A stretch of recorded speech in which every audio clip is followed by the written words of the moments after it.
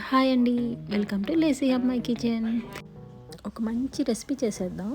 అదేంటో చూద్దాం. ఈరోజు టోఫీ మెతి చేద్దాం. ఈ టోఫు చాలా హెల్దీ అండి అండ్ ఎస్పెషలీ వెజిటేరియన్స్కి మంచి ప్రోటీన్ సోర్స్. సో ఇది ఎలా చేయాలో చూసేద్దాం. దీనికోసం ముందుగా మనం ఈ టోఫుని చిన్న పీసెస్గా కట్ చేసి పక్కన పెట్టుకోండి.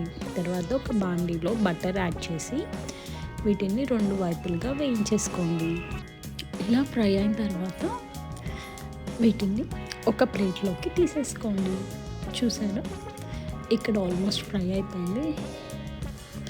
ఇలా బోత్ సైడ్స్ ఫ్రై అయిన తర్వాత పక్కన పెట్టేసుకోండి. దీంట్లో కొంచెం ఆయిల్ యాడ్ చేసి ఒక చిన్న ఇలాచి, దాల్చిన చెక్క ప్లస్ లవంగం వేసేసి ఒకసారి వేయించేసేయండి.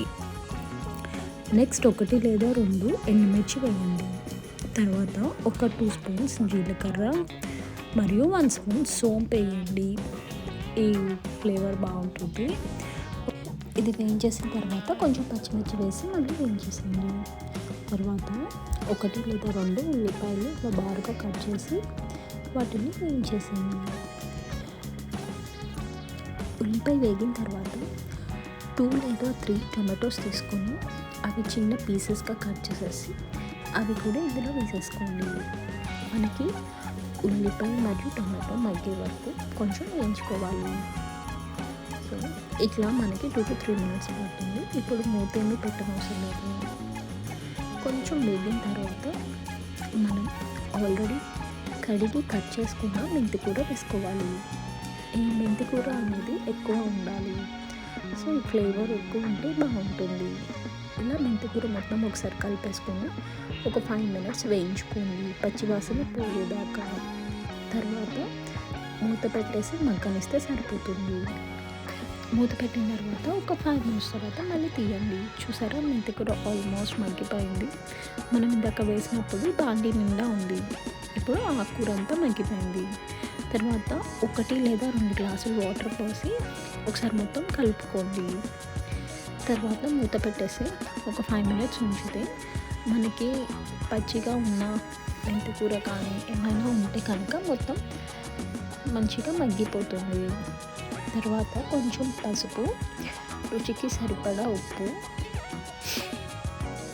కొంచెం గరం మసాలా, కారం, ధనియా పౌడర్ అండ్ జీరా పౌడర్ ఇవన్నీ వేసుకొని మొత్తం ఒకసారి కలిపేసుకోండి.